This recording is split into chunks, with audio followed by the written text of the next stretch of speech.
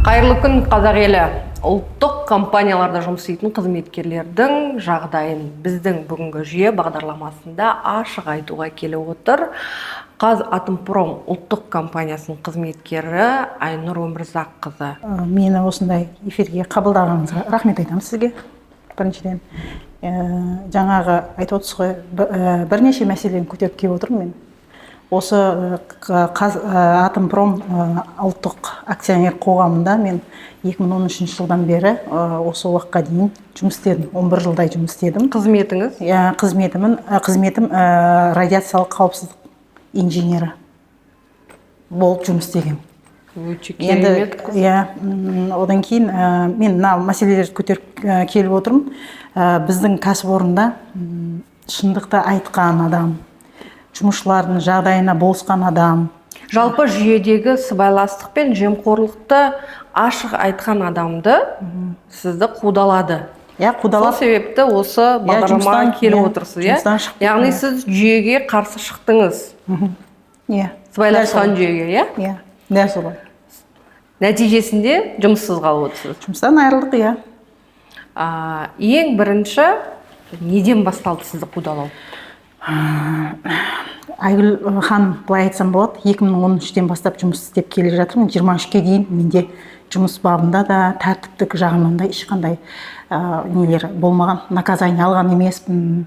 Ондай қызметтік тексеру жұмыстары бойынша мен жаза алған емеспін, даже ескертуде алған емеспін.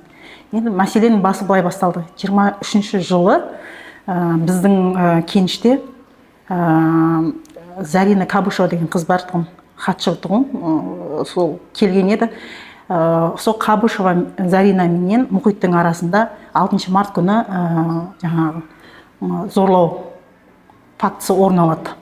Сөйтіп ол қыз ауызша және жазбаша түрде қауіпсіздік менеджері Жүнісбеков Тимурға айтады бұны. Ол қауіпсіздік менеджері өз кезегінде бізде енді жабық объекті болғаннан кейін органдарға, полицияға шығу керек еді. Шықпай іште жасырып қалған. Яғни Қазатомпромның ішінде қызметкері, яғни өзінің хатшысын, басшы ғой, зорламақ болады. Оны сіздерде тексеретін қауіпсіздік менеджері жасырып қалады ма сонда? Жасырып қалады, полицияға айтылмайды. Содан ол қыз неге Ташимовке шығады. Бұл кезде біздің генеральный директор Ташимов Ерлан Лесбекович болатын. Соған шығады. Ол енді Сейдалиев Мұхитпенен сөйлесіп, қыздан кешірім сұрайды дейді. Ол кешірім сұрағанменен ары қарай қызды қудалай бастайды жұмыстан. Жұмыстан заңсыз шығарады ол қызды. Жаңағы рудникте бүкіл қысымды сол директордың тарапынан, кадрдың тарапынан қысым көреді. Қауіпсіздік менеджер тарапынан. Ташимов мырза Сейдалиевті жұмыстан алып тастамай ма одан кейін? Енді ешқандай шара көрмей ма? Шара көрмеген болып тұр ғой. Енді ол зорлау фактісі деген ол қылмыс қой. Оған жауапкершілік бар. Мысалы, қазір 10 жылдан 20 жылға дейін қамалып кетіп жатыр. Дәл осы баппен. Бұл ауыр бап негізі. Ауыр айып негізі. Ешқандай сонда шара көрмей, іштен осылай жауып қойып отыр ғой, Іштен жауып қойып отыр ғой. Ташимов жаңағы генеральный директор оны естіді ғой. Естіді. Қыз официально немен хатпен шықты ол кісіге. Одан кейін ол қызға қысым бола бастағаннан кейін, оны заңсыз неғаннан кейін қыз ұлттық біздің Қазатомпромның төрағасына дейін жазды ол қыз. Содан кейін мына 7-9 ноябрь аралығында Қазатомпромнан омбудсмен бар, қауіпсіздік менеджерлерінің Бауыржан Жүнісбеков деген, Қайсар деген жігіттер, Ботакөз деген социальный вопроспен айналысатын адамдар келіп тексеру жұмысын бастады. Сол кезде ол қыз түсініктеме берді, ол қызға морально көмек берген менен де біраз түсініктемелер алды, сұрақтар алынды, жаңағы сұрақ жауап болды енді. Олар видеоны бәрін қарады, фактілер тапты, бірақ ары қарай Қазатомпромға барғаннан кейін бұл іс тоқтап қалды. Бұл іс тоқтауына Сейдалиевтің атында отырған Мархимбаев Жұмағалидің прямой қатысы бар. Істі тоқтатып тастады. Яғни бізде жұмыс барысында басшылар кез келген хатшысын алып жыныстық қатынасқа итермелей беруге болады деген түсінік қой, ұлттық компанияларда. Солай болып тұр ғой. Яғни бұны әдетке айналдырып кетуі де мүмкін ғой алдағы уақытта.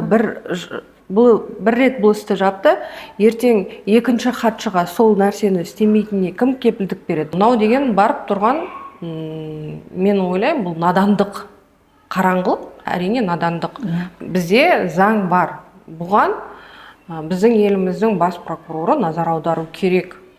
Біз өзіміз айтып жатырмыз, қазір зорлық-зомбылықты, оның ішіндегі қызметтегі зорлық-зомбылықты харасмент дейді олайынша. Біз алдын алуымыз керек. Сіз енді түсінуім бойынша әйел адамды қорғаған үшін және моральдық тұрғыда көмек бергеніңіз үшін сіз де қудаландыңыз. Мен 1,5 жыл бойы осы сол моменттен бастап, сол кезден бастап, осы жұмыстан шыққанға дейін мен сол үшін моральный қысым көрдім жұмыста. Жаңа Кабышеваны қолдадың деп. Қолдадым. Өйткені мен айттым, Заринаға айттым да, өйткені басшылар былай айтты ғой маған, шақырып алып. Сен неге Айдаладан Балқаштан қаңғып келген қызға болысып жатсың деді. Ол қаңғып келген қыз ертең қаңғып өзінің еліне кетеді деді. Қай ел оның елі? Шетел емес пе? Балқаш. Балқаш ол Қазақстанның жері ғой. Соны мен айтып жатырмын ғой енді. Ол Балқаш бола ма? Жоқ, ол басқа қала бола ма? Айналып келгенде бір қазақтың қызы емес па дедім. Сіздерде қыздар жоқ ба дедім. Сіздердің қыздарыңыздар басқа қалаға барады, шетелде жұмыс істейді. Иә, осындай басшысының тарапынан или басқа адамдардың тарапынан осындай зорлық көретін болса, сіздер қалай қарайсыздар деді. Осындай сұрақ қойды. Оған сен басың ауырмасын деді. Болыспа деді. Енді мен қызға айттым, сол әңгімеден кейін сен, Зарина дедім, бұл сен НАКқа жазсаң да, Самұрыққа жазсаң да, сен министерствоға жазсаң да, ешқандай нәтиже болмайды. Сен кәдімгі құзырлы заң органдарына шығуың керексің. Осылай айтқан үшін мен 1,5 жыл қысқым көріп келе жатырмын. Яғни тіпті жұмыстан шығып қалдым. Иә, жұмыстан да шығып қалдым. Жұмыстан мақұл жарайды ғой, мен жұмысымды істей алмасам, біліктілігім жетпей, жұмысымды алып кете алмай жатсам, сондай нәрселермен шығарып жатса, 10 жыл еңбек өтіліңіз бар ғой, сіздің мықты инженер болмасаңыз, 10 жылдың ішінде сізге осы уақытқа дейін сөгістер берілетін еді, тәртіптік шаралар қолданылатын еді. Оның бірде-бірі болған жоқ деп отырсыз. Иә, ондай болған жоқ. Именно осы Заринаның тірлігінен кейін осындай басшылыққа, жүйеге уже қарсы шыға бастағаннан бастап, маған шын айтсам, 3 тәртіп жаза берді ғой. Бірінен соң бірі, бірақ жаламенен. Енді адам кейін көресіз ғой, танысып көрген кезде енді мен оқып шықтым сізді скандалистка деген, неадекватная деген. Жалпы бізде жүйеге қарсы шықсаң, ол жергілікті жердің үнемі жазып беретін анықтамасы жоғарыға қарай. Бұл көрмейтін затты көріп қойды, бұл жынды, аумесер, немесе жаңағы олармен бірге жеп ішіп сыбайласпағаннан кейін сізді жындыханаға дейін жатқызып қою әбден мүмкін. Себебі біздің жергілікті жердегі басшылар жоғары жаққа негізі үнемі солай ақпарат беріп отырады. Өйткені ана неудобная, ана скандалистка, ана неадекватная, ана эмоциональная, өзінің жаңағы ойын өзін ұстай алмайды деп береді негізінде. Мен дәл сізді де солай ақпарат берді деп ойлаймын, себебі жаңағы мына жерге өткізген қағаздарыңызды оқып отырып шынымен күлкім келеді екен жазған сөздеріне. Жалпы мынаған оралайықшы. Енді сіздер ұлттық компаниясыздар. Ұлттық компанияда жұмыс істеу оңай емес. Уран өндіру деген ең экологиялық қауіпті аймақ. Қызметкерлердің жағдайы қаншалықты ақысына сай? Былай Созақ ауданы экологиялық ауданға жататын болғаннан кейін 20% надбавка қосылады ғой. Ол одан бөлек біз уран өндірісінде постоянно фонда, радиационный фонда 15 күн жұмыс істейміз ғой. Одан бөлек 20% тағы төлену керек. Ол бәріне бірдей төленбейді. Тек цехта ГТП-да істейтін жұмысшыларға 20% қосылады. Ал енді сол объектідеміз біз, мысалы мен өзім инженермін, объектідеміз, біз АБК-да отырамыз, бізде бірақ полигонға шығамыз, цехқа барамыз. Бізге уже ондай 20% болмайды бізге. Бірақ сол 15 күн біз сол радиацияны солармен бірдей аламыз. Енді бұл жерде айтып кететінім, сіз айтып отырсыз ғой, сол денсаулығын сарп етіп жұмыс істегендегі айлығы соған татиды ма дегендей. Жағдайы жалпы жасалып жатқанда ең бірінші айлықтан бөлек адамның денсаулығы ең бірінші орында тұратын дүниеда. Денсаулығына қатысты мына тамақ. Мен үлкен компаниялардан маған шағым түсетін кезде ең бірінші мен білем шетелден келіп жұмыс істейтін қызметкерлерге мысалы Қызылордада Сибу компаниясында қытайлардың тамағы 4000 теңге төленетін, қазақтардікі 800 төленетін. Яғни айырмашылығы аспан мен жердей болатын. Неге деген кезінде жауап бере алмаған басшылар. Ал оларға витамин берілетінін білемін. Француз компанияларында жаңағы француздарға арнайы витаминдер беріледі. Жаңағыдай қауіпті аймақта жұмыс істейді деп. Жалпы денсаулығына байланысты біздің осы Казатомпромда жұмыс істейтін жұмысшыларға қандай жағдай жасалған? Мен біріншіден айтып кетейін, бізде медстрахование бар. Медстрахование бойынша жұмысшыларға денсаулығына жаңағы өзі белгілі бір лимитпенен ақша бөлінеді да, бірақ ол Құдай бетін аулақ қылсын, егер ауыратын болсаң, ол лимитті сен ешқашан ала алмайсың. И ол лимит сенің деңгейіңе қарай көрсетілмейді. Бір сөзбен айтқанда. Екіншіден, сосын кейін жаңағы әр жұмысшы отпускіге шыққан кезде, еңбек демалысына шыққан кезде, жаңағы компанияның, профсоюздың тарапынан бір где-то 200 мыңға жуық ақша беріледі, курортқа барып демалуға. Оның өзін профсоюздың бізде профсоюз ұйымының мүшелері жаңағындай тірлік қылады. 60 мың сен менің счетыма аударасың, 120 мың сенің счетыңа барады дейді. Айнұр, былай жасайықшы. Жалпы біздің қазақ қоғамына түсінікті болу үшін жалпақ тілде біздің мемлекетіміздің байлығы қаншалықты қазынадан ұрланып жатыр. Соны цифрмен ашық айтыңызшы. Мысалы, лимит дегенді көбісі түсінбейді. Бөлінетін ақша, мысалы, денсаулыққа 7 мың, 8 мың деген сияқты. Қанша бөлінеді нақты? Мен сізге нақты пример көрсетейін. Мен 2014 жылы тісім ауырып, анандай неге өзімнің медицина қызмет көрсететін компанияма карточкамен бардым. Барған кезде сол жерде айтып отырсыз ғой, Катко, француздардың біріккен компанияларының адамдары жүрді. Олардың бір тісінің өзіне 70 мың, сол кезде 2014-те 70 мың бөлінеді. Ал кезде менің 2014 жылы менің тісіме жалпы орталықтың адамдарының бір жұмысшыға бөлінетін тісіне 7 мың теңге. 7 мың теңгемен сіз тісіңізді толық емдей алмайсыз ғой. Көлеңкелі бухгалтерия бар ма осы компанияда? Айгүл ханым, былай десем қалай болады? Мысалы, біз Қазақстан Республикасында көптеген мемлекеттік мекемелерде, осындай кәсіпорындарда бухгалтерия, 1С бухгалтерия жүретін білесіз.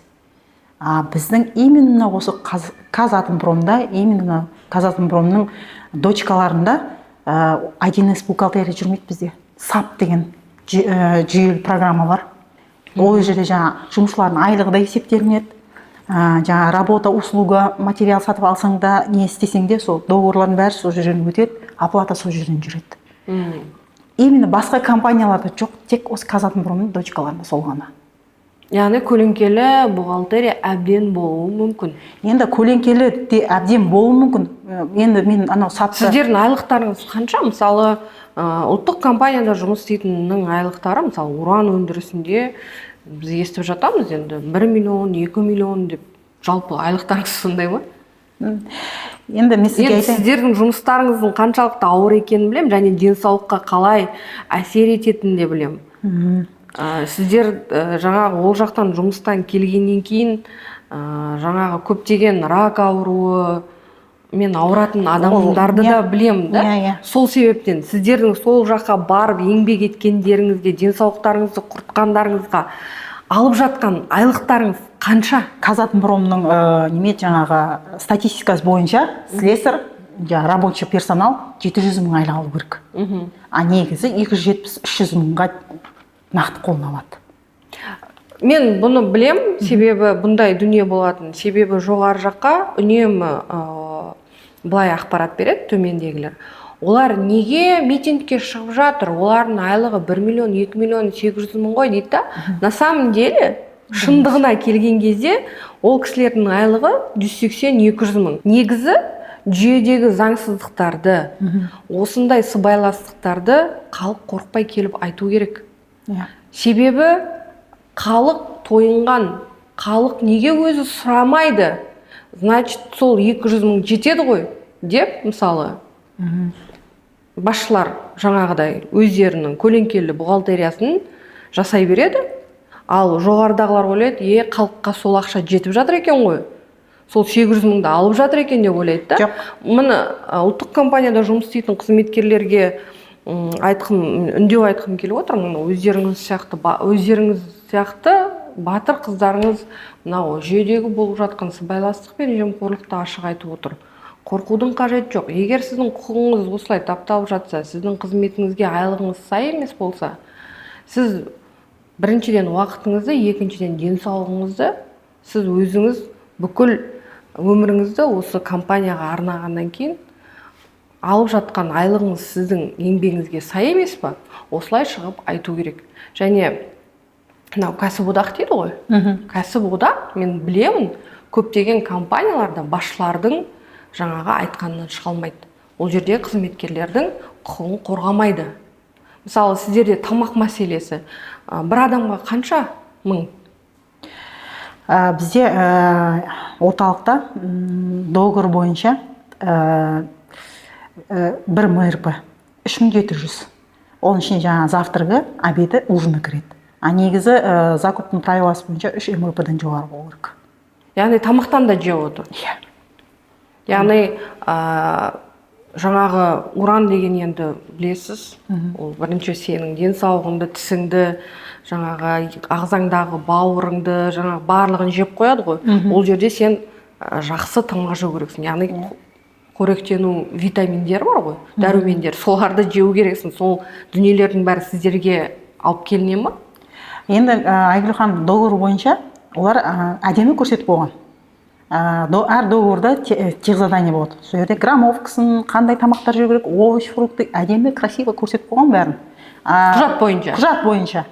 Не бойынша? Ой, керемет сайт. Бірақ біз күнделікті жеп жүрік қой.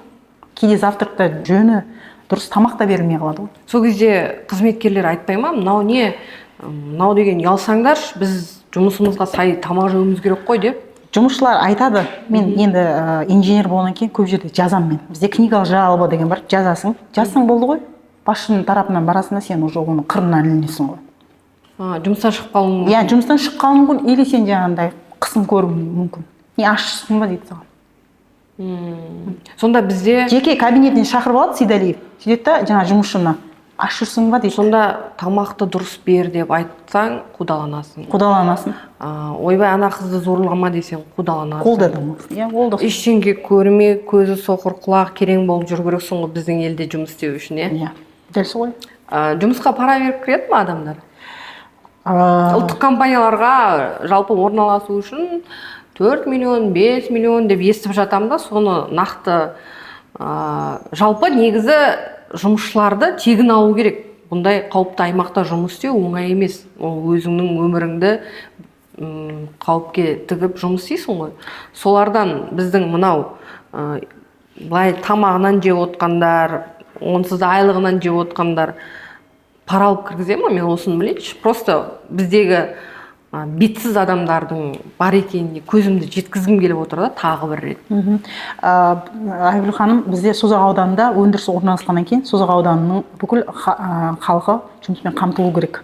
Енді осы ұлттық компанияда ЕКАП жүйесі бар. ЕКАП жүйесі бойынша кез келген Қазақстан Республикасының азаматы жаңа өнеркәсіпке кіре алады деп айтады. Негізі заң бойынша. А негізі жұмысқа кіру өте қиын. Әшейін простой жаңа жұмысшы болып кіру үшін 2 миллион теңге ставка беріп кіресің. И то ол сен жаңа директор сен танысың болу керек. Бізде сондай случай болып жатыр ғой, директор Сейдалиев менен кадрда Шимкина Елена екеуі. Дәл осындай жүйемен алып отыр жұмысқа адамдар. Сіз бұның барлығы бойынша жоғарыға баяндадыңыз ба? Иә, бұл ішкі не бойынша қауіпсіздіктеріңізге? Жоқ, бұл именно осы жаңағы ЕКАП бойынша жұмысқа заңсыз алу, жаңа не құйтырқы әрекеттерін мен Омарбеков мырза Юсупов мырзаның орынбасары Омарбековке, Юсупов мырзаның өзіне де өздерінің Outlook почталарына бүкіл дәлелдермен, аудиозапистермен бүкіл дәлелмен жіберіп, қызметі хат жіберген. Ол соңында өзі қудаланып кеттім десең. Соңында өзім қудаланып. Енді қазіргі таңда қанша қызметкер бар ол жерде?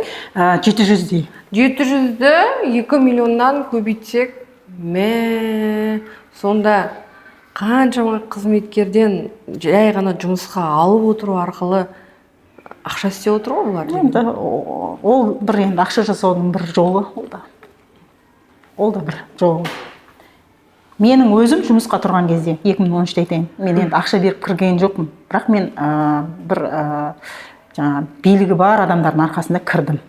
Бірақ кіргенде де мен құр қарап жаңа отқан жоқпын ғой, жұмысымды өзімді дамытып жатырмын, өзімді осындай деңгейге дейін жеткізіп жатырмын, өзім игермеген мамандықтарымды, экологияны да, РБ-ны да меңгеріп, жұмысыма ешқандай сын болған емес. Енді қазір жұмысқа кіру 2 миллион ставкасы, жұмысшы болып кіру. Білімі бар ма, жоқ па оған қарамайды. Енді жұмысшы болғаннан кейін қандай білім? Орта білім ғой. Жоқ, енді ол жерде бурениясы бар, уран, ол қауіпті аймақ, ол жерде химия ғой жатқан, ол жерде ғалымдар жұмыс істеу керек қой бізде. Жалпы жұмыс орны бар, бірақ маман жоқ деп жатады да. Бірақ мамандарды көресің де, бізде жұмыс жоқ деп жатады. Сонда ол кісілер 2 миллион бермегеннен кейін, яғни осындай ұлттық компанияларға жұмысқа алынбайды. Немесе жаңа өзіңіз айтпақшы, үлкен басшылардың танысы, туысы, жаңа сыбайласы болу керексің, сол кезде көз жұма қарап, сізді жұмысқа алады ондай жерге. Бұл жерде жаңа уран ұрлау, мысалы мен білем, кейбір компанияларда бензин ұрлау, мазут ұрлау деген сияқты. Бұл компанияда не ұрлайды басшылар? Ұрлық дегенде, не ұрлайды дегенде, амалын тапса, есебін тапса, жейтін жер көп қой, мысалы. Бір-екі жерін айтып беріңізші, бір жаңалық ашайық, Қазақстанда, Казатомпромда не ұрланатын біздің бағдарламада? Басшылар не ұрлайтын? Мүмкін біз ұйықтап жатқан антикор тұрғызайық. Бас прокуратура назарға алсын. Ұлттық қауіпсіздік комитеті елімізде не ұрланып жатқан, ұлттық компаниялар қалай ұрлап жатқан, көздерін ашып көрсін, мына жерін бәрін тексерсін. Мен енді бұл именно осы ұрлық бойынша менде тағы бір қызметтік хат жазылған. Юсуп мырзаға и Омарбеков мырзаға. Біздің орталықта именно не ұрланып жатыр. Мен өзім енді радиациялық қауіпсіздік инженер болғаннан кейін, бізде енді уран өндіріс болғаннан кейін бізде отход болады. Отход болады, қалдықтар болады, радиоактивті қалдықтар болады. Енді сол радиоактивті қалдықтардың ішіне кіретін металл ғой. Түрлі түсті металдар бар, нержавейка металдар бар, қара металдар бар. Құнын базарда білесіз қанша екенін.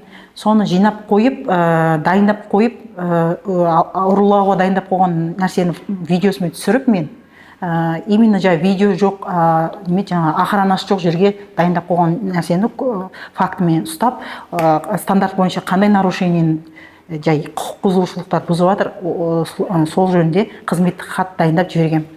Ол қызметтік хатты қаралып жатырмын, білмеймін, бірақ мен почему-то мен таяқ жеп жатырмын да. Киімге келейікші. Бізде жай ғана ұлттық компания түгілі, полиция қызметкерлерінің киімін бермей, Восходта бізде сататын білем да. Сіздерде қалай киім жағы? Бізде спец одежда дейді, арнайы киім дейді бізде. Енді цехта істегеннен кейін, полигонда істегеннен кейін, өндіріс аймағында жүргеннен кейін бәріміз сол киімді киюіміз керек. Енді биылғы не бойынша ұтып алған компания, алдыңғы кеткен компания 6 айдың ақшасын жеп кеткен. Енді келген кейінгі 1 апрельден бастап келген компания өткенде ғана 48 адамға ғана берді. Киім бере алды, болды. Енді ажанда 700 адам бар ғой, 600 бір адамға қалай береді? Ол 48 штукты жаңадан келген жұмысқа келгендер жалаңаш жүрмесін деп соларға алдыртып әйтеуір как-то берді. Ар жағында 600 адам бар. 600-ден аса адам бар. Олардың жаңа ақша желініп кеткен ғой. Енді қараңызшы, бізде самұрық қазынадан осы ұлттық компанияларға миллиардтар бөлініп жатыр. Жаңағы мынау арнайы киімдерге, тамақтарға, қауіпсіздікке, мынау уранды шығаруға, алып келуге мысалы да. Осының барлығын мынау басшылар көрмей, білмей отыр дегенге мен сенбеймін. және біздің құзырлы органдар қайда қарап отыр? Сіз құзырлы органдарға жаздыңыз ба осылар бойынша? Не спецодежда бойынша да, спецпитание бойынша да құзырлы органға жазылды. Кейін облыстағы прокурорға да жаздым мен. Облыстық ішкі істер бөлім, полиция бөліміне де, басқармасына да жаздым. Бұл жөнінде жаңағы охрана труда дейді ғой, еңбек қорғау, еңбек инспекциясына жазылды. Олардың бәрінің ответі жаңағы өздеріңіз мекемелеріңіздің ішінде шешілетін нәрсе дейді. Қалай ол ішінде шешіледі? Самұрық қазынаға біздің мемлекеттік қазынадан қаржы бөлінеді. Самұрық қазына ары қарай ұлттық компанияға. Ол ұлттық компания, ол қызметкерлердің былайынша айтқанда жағдайын жасау керек қой. Арнайы киім бар, жаңағы тамағы бар, экологиялық жаңағы төлемдеріңіз бар, сіздердің медициналық төлемдеріңіз бар. Оның барлығы бұл жерде адам құқығы тапталып отқаннан кейін біздің мемлекеттік құзырлы органдар бұның бәрін құқығын қорғау керек қой. Енді мен сізге айтайын. Прокуратура кірген жоқ па? Бізде әшейін деп тексеру деген ұйымдастырып, мониторинг жасап, біз деген тексеруге келдік деп бұндай үлкен компанияны әлде ол кісілерге тексеруге болмай ма екен? Тексеруге келген жоқ. Бір қызығы мен өтінішпен бердім арызды. Отписка ма? Шен, өтінішпен. Мана бас прокурор менің айтып жүргенім үнемі. Бізде өтініш тек қана отписка. Яғни арыз жазасың, арыздың соңы қайтадан сол арыз жазған адамның қолына барады. Соңында сол адам өзінің үстінен түскен арызға өзі жауап береді. Міне, осыдан кейін қайдағы жаңа Қазақстан? Айтыңыздар, қайда әділетті Қазақстан? Адамдар қайда бару керек? Яғни мына жерде қылмыс болып жатыр. Миллиардтаған қаржы ұрланып жатыр. Адам құқығы сақталмай жатыр. Тамақ берілмей жатыр. Арнайы киімдер берілмей жатыр деп өтінішке жазған, алайда соңында сол жазған адамның қолына барған. Мен бұл мәселені үнемі айтып отырмын. Себебі бізде құзырлы органдар сол жазылған арызды қайтадан жазылған арызыңа қарай жаңағыдай реттеп қойып жатады. Көптеген ұлттық компанияда жұмыс істейтін жігіттердің шағымы, біздің жұмыс істейтін жеріміз жаңағы өзіміздің айлығымызға сәйкес келмейді, іші суық, жаңағыдай жағдай жасалмаған деп. Сіздерде қалай? Бізде жағдай бойынша айтайын, мен көтеріп келе жатқан, басшылыққа ұнамай жатқан көтеріп келе жатқан мәселелерім бар. Мысалы, полигонда тепляктар бар бізде. Тепляк дегеніміз ол полигонда операторлардың қыста жылынатын жері, жаздың күні салқындап суын ішіп сол жерде бір уақыт демалатын жері. Енді соған былтыр 23 жылы жаз айында, қателеспесем тамыз айында ремонт жұмыстары жүргізілу керек еді. Бұл енді жұмысшының жағдай жасау ғой енді. Сол қағаз жүзінде договор отырғызылған, 29 миллионға бөлінген, договорда бәрі әдемі, АВР-де әдемі, счет фактурада бәрі әдемі. Бірақ ешқандай 18 тепляк па, 18 тепляктың ешқайсысына ремонт жұмыстары жүргізілмеген. Бұны қалай мен анықтадым? Сол августте біткен договор бойынша мен 23-тің аяғында декабрьде борандатып, техника безопасностьтан біздің арнайы күніміз бар, тексеріп барған кезде теплякқа кірсек, операторымыз отыр жаурап. Үстінде спецодеждасы жоқ. Арнайы киімі жоқ. Алды жабылмайды замогы, алқам-салқам. Терезесі, тепляктың терезесі видеода тұр, ашық, жабылмайды. Қандай условия енді? Осыдан кейін қандай жағдай сұрайсыз? Ол бір. Одан кейін біздің жаңағы АБК-мыз бар, Бақтыбай поселкіміз бар, жататын жерлеріміз бар. Прачечныйларға капремонт жасалған. Өре 85 миллионға, одан даже қателеспесем, одан да көп суммаға договор жасалған. Қағазда тоже сметада әдемі қойған бәрін, договор бойынша әдемі істеген, бірақ бір жаңбыр болды бізде. Тоже видео бар менде факт. Жаңбыр жауған кезде крышаның бәрінен су кетті ғой. А капремонтта крыша ремонтталу керек еді. Или ауысу керек еді. Полный. Ауысқан жоқ қой ол.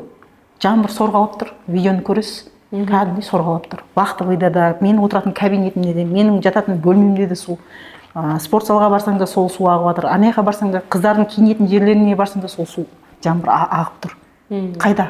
Если полен миллион жұмсаса, қайда сол жасаған жұмыстары? Қаяқтан жағдай болады жұмысшылардың? Осыдан білуге болады. Осылай жеп жатқан жұмысшылардың жағдайын ойламайтын. басшылардың. Асхат Жұмағали мырза, жай ғана Түркістан облысы жай ғана мектеп директорларының каспи переводын тексергенше, мына үлкен ұлттық компанияда миллиондар жерленіп жатыр. Бұл жерде қарапайым қызметкерлердің жағдайы жасалынып жатқан жоқ. Мына тексеретін болсаңыздар, міне сіздерге тексерсеңіздерші, ұлттық компанияда миллиондаған қаржыға ремонт жасалды деп отыр. Иә? Алайда ремонт жасалмаған. Иә. Міне ашық айтып отыр қызметкерлер. Иә, өзім видеосы бар, бәрі құжаттары да бар. Айтатын нәрсені фактімен айтқан дұрыс қой. Иә, әрине. Иә, осы мәселені көтеріп шыққаннан кейін құжаттар да, видеолар да, нақты дәлелдер де бар. Ал жаңағы қызметкер, мысалы, жаурап, арнайы киімі жоқ. Оның енді ол жерде қызмет жасағаннан кейін қыстыгүні өкпесіне суық тиіп, ол жер деген қауіпті аймақ, киімі де ашық-шашық. Оның денсаулығына 100% болмаса да 80% зақым келді ғой. Енді өкпесіне кетті ғой суық. Өйткені айдалаға ол өзі не дейді біздің бетпақ деп айтады да бізді. Өре қыстың күні жаңағы. Қасымыздағы басшылар тексеріп барған не деді сол кезде? Енді көріп тұр ғой қызметкерінің сол жерде жаурап отырған. Ол енді біздің мен қасымда басқа да инженерлер болды, техникалық қауіпсіздік бойынша инженер. Сол сұрады енді, сен неге отырсың деген еді. Мен қалай жұмыс істеймін деді. Киімім мынау, келіп жылынатын жерім тұр мынау дейді. Мен қалай жұмыс істеймін, маған не дейсіздер деді. Өтірік ремонт жұмыстарын жүргізе бергенше бізге киім бермейсіңдер ме, біздің тепляктерімізді жөндеп бермейсіңдер ме деп айтты. Содан ләм-мим дей алмады біздің қасымдағы мен қызметкерлер, қасымдағы қызметтестерім ештеңе дей алмады. Шығып кеттік, не айтамыз, өйткені көрініп тұр ғой. Сол моментте түскен видеоны қарасаңыз. Басшылар осы жайлы біле ме? Жалпы мынау сіздердің генеральный директорлеріңіз біле ме? Бұндай дүниелердің мынау біздің Созақ ауданында осы Казатомпромның бір бөлімде болып жатқан дүниелерді біле ме? Хабар бар ма? Осы ситуациядан кейін мен мынау видеоны түсіріп неғаннан кейін ол әңгіме құлағына барады да, біз басшының Сидориттің. Сол Сидориттің тарапынан мынандай қимыл болды. Жұмыста жүрген, негізі ондай ремонт жұмыстарын ұтып алған компания істеу керек қой. Біздің өзіміздің слесарларды апарып, есігін жөндеткендей болып, терезесін сыммен жаптырып қойып, сондай жұмыстар жүргізіп болды. Басқа ештеңе істеген жоқ. Яғни қағаз түрінде бәрі әдемі, бәрі тамаша, өмір ғажап Созақ ауданында, Казатомпромда. Ал шындап келген кезде бәрі сақырлап, жаңағыдай құлайын деп тұр ғой, Есіктерін көрсеңіз құлап тұр ғой. Жалпы мен наны білгім келіп отыр. Мен ең маңызды дүниені сұрағым келіп отыр. Сол жер қауіпті аймақ. Адамның денсаулығына қаншалықты жаңағы зиян екен сіздерде өлшейтін құралдар бар ма? Әдемі сұрақ қойдыңыз ма, Айгүл ханым? Как раз менің бұл айналысатын тақырыбым еді. Бізде мынау өнеркәсіпте цехтың ішінде жұмысшылар істейді, аппаратчиктер жұмыс істейді да. Енді аппарат мынау заводқа уранды желтый кек түрінде өндірген кезде анау колонналар вибрациямен, шуммен жұмыс істейді. Сол кезде радон мен тарон газ бөлінеді. Онымен демалған жұмысшы, мен сізге айтайын, сол 10-20 жыл істесе, ертең пенсия шыққаннан кейін 2 ай или 2 жылдың көлеміне дейін өмір сүре ме, сүрмей ме, сразу өкпе рактан кетеді. Потому что тыныс алып жатыр ғой. Асқазаны кетеді, өкпесі кетеді. Енді мен сізге дейін сол сіздің айтып жатқаныңыз қауіпті факторлар ғой жұмысшыларға әсер ететін. Қауіпті факторлардың бірі сол радон. Мен сізге айтайын, бізде өзінің радонның өлшемі бар. 800-ден 1200-ге дейін жұмыс істеуге болады. Сол осы аралықта аспау керек. Аспау керек. Енді мен өзім сол 2013-тен бастап 24-ке дейін соның аппаратпен, прибормен жүріп өзім өлшеген адаммын. Мен смело айта аламын, 9-6 отметкада, 13 отметкаларда 10 мыңға дейін асып кетеді. Өткенде осы комиссия келген кезде, осы вопроспен келген кезде, кәдімгідей біз айтыстық комиссиямен, мені кіргізген жоқ ояқа. Кіргізбеген өзіне де Антон Тренин деген бар, сол именно осы радиационный безопасность жағынан жауап береді, ол кісі сол үлкен главный адам. Соның өзіне мен айтып отырмын, сіз дәлелдей алмайсыз. Мен айтамын да, ол прибор, бізде прибор бар, радон өлшейтін. Ол прибордың памяті бар. Памятында датасы да, уақыты да секундына дейін тұрады. Даже өлшеген замердің цифрасына дейін тұрады. Яғни сол радонның қаншалықты үлкен пайызда екенін өлшеуіш құралдар арқылы өлшеуге болады. Оның өлшеуіш құралдарында датасы, қай күні, қайындай балда шкаласы, иә? Мысалы, 1000 мен 800 аралығында адам жұмыс істеуге болады. Яғни одан асып кетсе, зиянды улы газ адамның денсаулығына өте зиян. Тіпті өлтіріп қоюы да мүмкін адамды. Денсаулығына айтарлықтай зиян келеді. Енді мен сізге айтайын, бұл прибордан бөлек, мен өзім инженер болған кейін, мен қарамағымда 10 дозиметрист бар. Дозиметристер деген жаңа сол приборды алып өлшеп келетін, олар ночта жұмыс істейді, түнгі сменде и күндізгі сменде істейді. Сол кезде олар маған отчет беріп отырады телефонмен, WhatsAppпен. Мына отметканы бүгін өлшедім, мынандай болды дейді. Сол отметкада сондай данныйлардың ішінде тұр ғой, 8000, 7000, 6000, 2000-нан түспеген даже. Күнделікті датасыменен сағатына дейін қойып өздері маған отчет беріп отыр ғой. Өйткені мен басшысы мен болғаннан кейін, менен сұраныс болғаннан кейін, олар міндетті ол. План график бар соған. План график бойынша олар радонды өлшейді. Енді мен сізге бір айтып кететін нәрсем, ол сондай нәрсе көрсетіп болғаннан кейін сен басшыға айтасың ғой, 10.000-ға дейін кетіп қалып жатыр, ана вентиляцияны қосу керек, ішін ана тазалау керек, өйту керек дейсің ғой. Сен үндеме дейді, аузыңды жауып тыныш отыр, журналыңа сен аз мөлшерде көрсет дейді, потому что біз сестен таяқ жейміз ғой. Үлкен нормада көрсетсек, сес біздің басымызды алады, болмаса жаңа штрафты өкіртіп салып кетеді. Басшылық сондай қысым көрсетіп тұрған, біз не істей аламыз? Сонда сестен келіп тексеретіндер ананың памяті бар екен, өлшеуіш құралдарының білмей ма сонда оның памяті бар екен? Сестер қызмет ететіндер, міне сол Казатомпромға барыңыздар да, сол өлшеуіш құралдарын алыңыздар, памятін ашыңыздар, аямай штраф салыңыздаршы. Мемлекеттің қазынасы толсын. Дұрыс па? Дұрыс. Аналар жегенше мемлекетке түссін деп атқаным ғой. Иә. Ол нақты дәлел, өзім осы саланың маманы болғаннан кейін мен қорқпай айтып отырғаным. Дұрыс айтқаныңыз. Біз айтамыз жаңа Қазақстан құру керек деп. Жаңа Қазақстанды қалай құрамыз? Сіз үндемей отырсаңыз, мен үндемей отырсам, басқалар үндемей отырса, сыбайласқан жемқорлар өзінің жемқорлық іс-әрекетін жасай береді. Сол себептен, егер сіз заңсыздықты көріп тұрсыз ба, сіздің құқығыңыз тапталып тұр ма, келіңіз, ашық айтыңыз. Біз сол кезде ғана жаңа әділетті Қазақстанды құра аламыз. Ал үндемей отырып, қой сол басшы жей берсін. Ой, қойш, анау қылмысын жасай берсін. Ой, басшыға сөйлемеу керек, ол қызды зорлай берсін дейтін болсақ, әрине ондай басшылар қылмысын жасай береді және олар өсе береді. Ал қарапайым халық, жай ғана жұмысшы, жаңағы улы газдың арқасында уланып, өле береді, болды, басқа ештеңе жоқ. Яғни қылмыскер қылмысын жасай береді, ал жай қарапайым осылай елге қызмет ете береді. Қара жұмысшы, былайынша айтқанда. Олардың құқығы қорғалмайды. Себебіне үндемей отырады. Үндегеннің өзінде жаңағыдай басып тастайды. Ал енді қараңызшы, қазір ештеңеден қорқу жоқ. Егер сіздің қолыңызда факт болса, мен сізге рахмет айтамын, сіз барлығын түсіріп алғансыз видеоға. Барлығын құжат бойынша жинағансыз. Мысалы, бізде айтып жатады көбінесе жай қызметкерлер, мені итермеледі ғой дейді. Итермелемес бұрын саған мынандай заңсыздық іс-әрекетті жасауға итермелесе, сен құжаттардың барлығын алда, құзырлы органдарға жаз. Мені басшылар мені мынандай дүниеге итермелеп жатыр деп. Немесе осының бәрін жинақта құжат. Міне сізде мысалы қаншама факты бар, мынаның барлығынан мен ойлаймын, алдағы уақытта Казатомпром басшылары осы жердегі Созақ ауданындағы біртіндеп жауап беру керек құзырлы органдардың алдында. Мынау деген не деген масқара?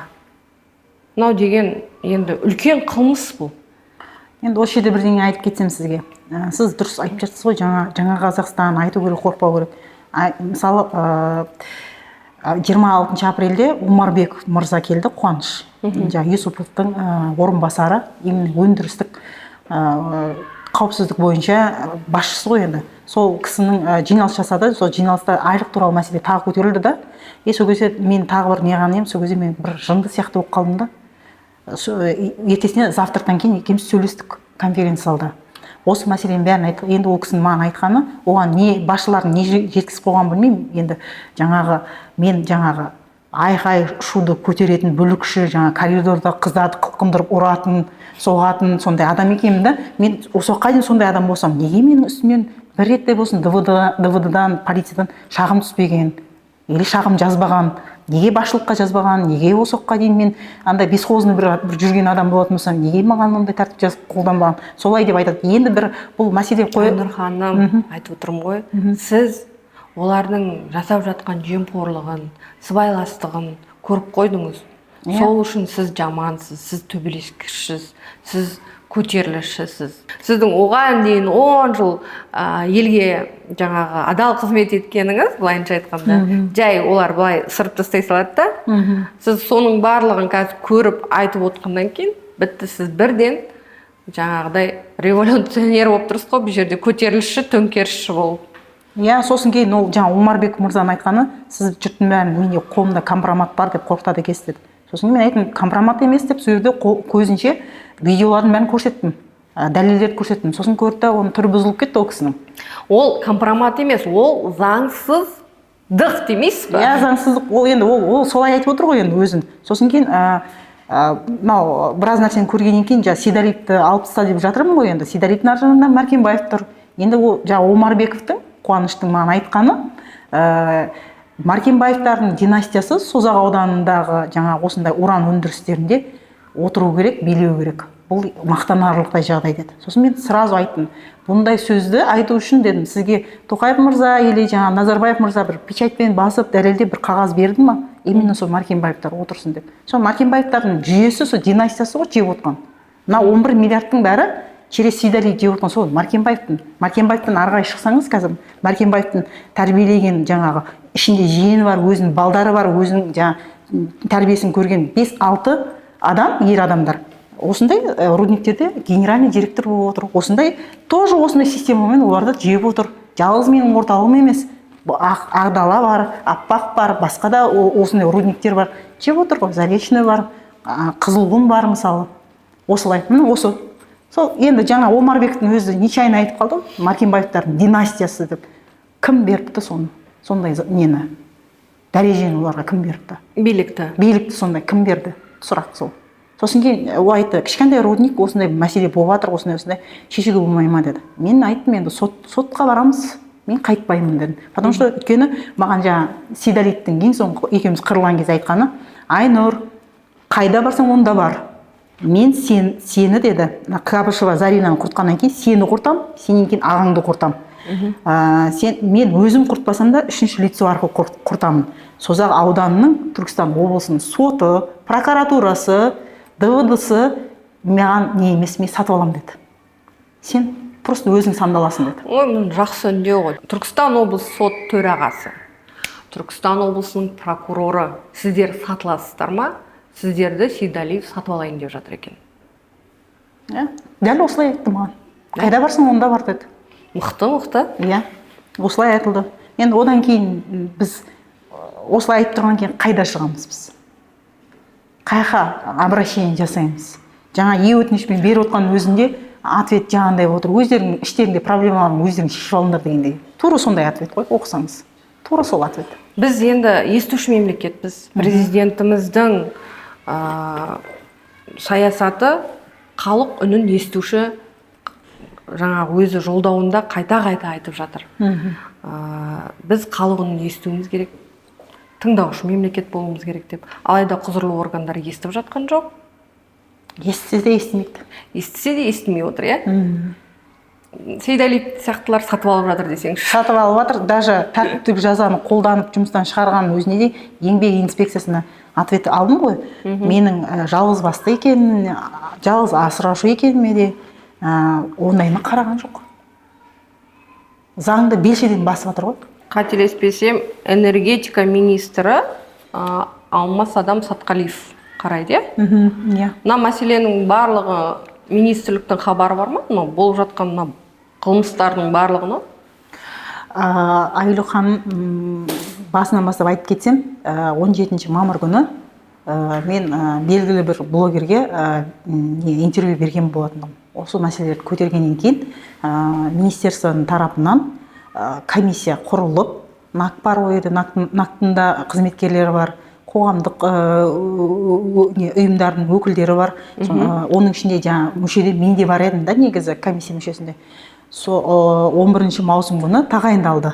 Сөйтіп 11 маусым күні орталыққа рудникке олар келді. Жаңа министерстводан Қазбек деген жігіт келді.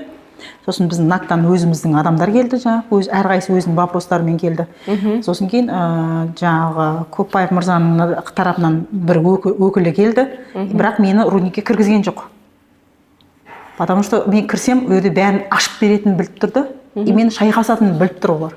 Сол себептен қауіпсіздік менеджерлері мені кіргізбеуге өте қатты тырысты, кіргізбеді. Сол жерде барған кезде жаңағы министрдің тарапынан тағайындалған комиссияның да Қазбекте, енді НАК болса да ол маған қарсы болады ғой. Былықтарын істеп, протоколдарын істеп, анықталмады деп өз жеріне ыңғайлы нәрсені істеп кетті. Ол қоғамның тарапынан барған кісі ол жерден хабар жоқ әрине. Ол жердің жаңағы уран жайлы, ол жердегі қауіпсіздік жайлы, ол жаңағы өлшем құралдары жайлы, адамның құқығы қалай қорғалу керек, денсаулық жағы, арнайы киімдер жайлы, ол хабар жоқ адамдар қалай ол жерде комиссия мүшелері болды деп жатқаным ғой.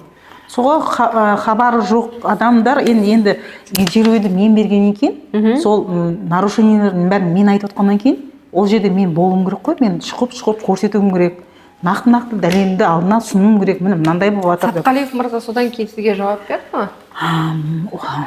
Ешқандай жауап алған жоқпын, жұмыстан шығып кеттім ғой. Содан кейін жылдамдатып үшіншісін беріп жіберді ғой. Үшінші тәртіпті жазаны беріп жіберді. Бір айда 3 рет тәртіпті жазаны. Иә, бір айдың ішінде асықты сұр. Отпускіден келген бетім еді. Қандай ісіңіз үшін сізге тәртіптік шара қолданды? Енді бірінші тәртіп жаза жаңағы жұмысшыларға сен бүлік шығарып, хатты жазып, жұмысшыларды күштедің деп жатыр да.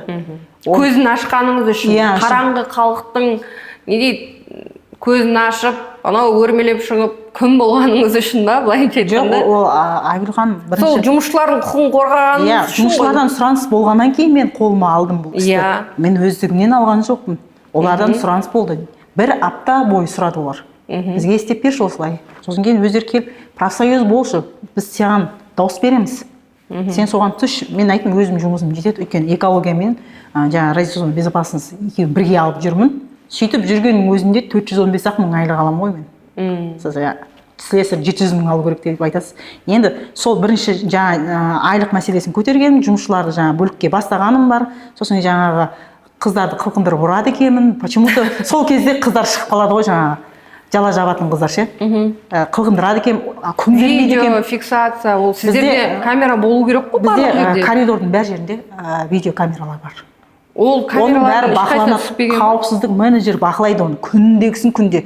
Егер сонда мен сондай нәрсе істеп күнде төбелесіп жүрген болса, ол қайда қараған сонда? Жоқ, сізді енді ол сізге жаңағы сіз осы қызды қылқындырды, сен ана қыз үстіңнен арыз шағым жазды деген кезде видео көрсеткен шығар, міне сен осылай қылқындырып жатсың бір. Жоқ, ондай факты жоқ. Даже ол қыз жазбаған да ғой, ондай. Жай сол, иә? Иә, бірақ ол қыздан звондап сұраған кезде апайлар жаз деген кейін жаздым деп айтқан. Сол артынша сол қылқындырды деген қыздың інісін жұмысқа алып отыр апрельде. 419-шы бап бар ғой. Ол қызға ескертейік, мына жүйе бағдарламасы арқылы 419-шы бап бар. Сен егер де біреуге жала жауып арыз жазған болсаң, 3 жылдан 5 жылға дейін қамалып кетуің әбден мүмкін. Сіз жазыңыз 419-бен. Ол біреу жаза сал деп айтты, мен жазасы алдым десе, оның да жазасы бар ғой. 419-шы бап бойынша сіз оның үстінен арызданыңыз. Сіздің үстіңізден осылай жалған арыз жазған үшін, оны да заңды түрде жазалау керек ол қызды да. Үшінші, не үшін бер тәртіптік? Екінші тәртіптік жазаны жаңағы Сейдалиев мырза мен үстімен жазған. Неге жаңағы қыз зорлау фактісі анықталмаса да, маған соншама әңгіме айтты. Омарбеков жиналыс болған кезде жаңағы мені басшылардың көзінше ар намысыма тиетін нәрселер айтты, Сейдалиев деп тұрып шұқылап айтты дегенде. Енді ол Қабышева деген қыздың өзіне сіз аузына салып берген жоқ шығарсыз, мені зорлады деп сен арыз жаз деп. Сіз олардың екеуінің арасында жоқсыз да ғой. Иә, ол қыздың жаңағы несі Казатомпром басшысы Юсуповқа да жазған өзінің хаты бар. Сол хат арқылы комиссия келіп тексерген жоқ па? Ол комиссия еще анықталмады деп берген жоқ па?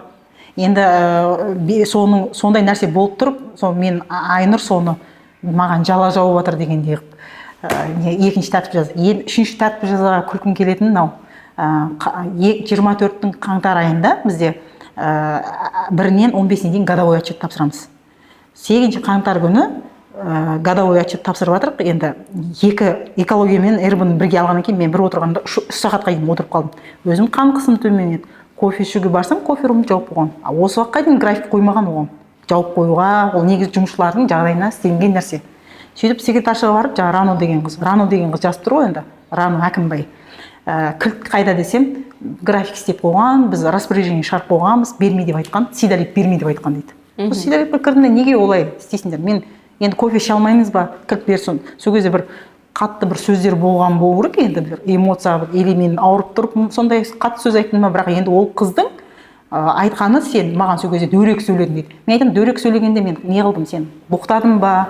Или шашыңды жұлдым ба? Или сенің ар-намысыңа тиетін сөз айттым ба? Жоқ, ондай айтқан жоқсыз, бірақ дөрекі сөйледіңіз. Сосын кейін жаңа 26 апрельде Омарбеков келген кезде жұрттың бәрін мазасын алдыңыз, Сидалипке тиістіңіз. Мен сол үшін жаздым дейді. Сонда 8 қаңтарда болып жатқан нәрсені 30 апрельде бірақ қозғайды да бұл қыз.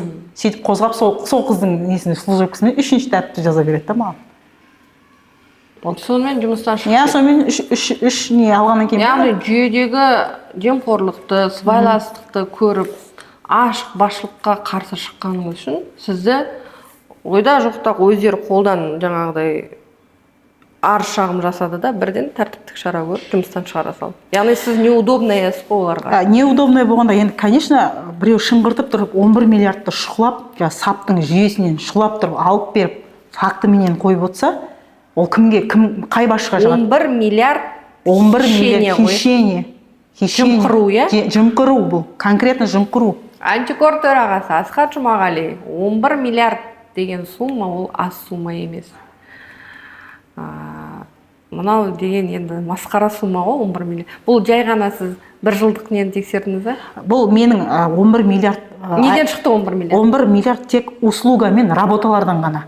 Мен материалға кіріскен жоқпын. Материалға кірсеңіз, ол жерде может материалдарда мен даже білмеймін қандай бұқтар шығатын. Триллиондар шығуы мүмкін. Потому что мен материалмен айналыспаймын. Мен өзім сапта айналысатын жүрмін, услуга мен работа болғаннан кейін. Анау қалдықтардың өзі сатылымға кетіп қаншаға сатылады? Ол да бір әжептәуір ақша ғой, тонналар ғой. Конкретно факты ол. Ол тонналар ғой. Оны есептейтін болсаң, ол жерде қандай миллиондар жатыр, миллиардтар жатыр. Еліміздің құзырлы органдары міне сіздерге біздің бағдарлама барлығын дайындап беріп отыр. Мынау бағдарламаға шығып отқан азаматша, еліміздің батыр қызы.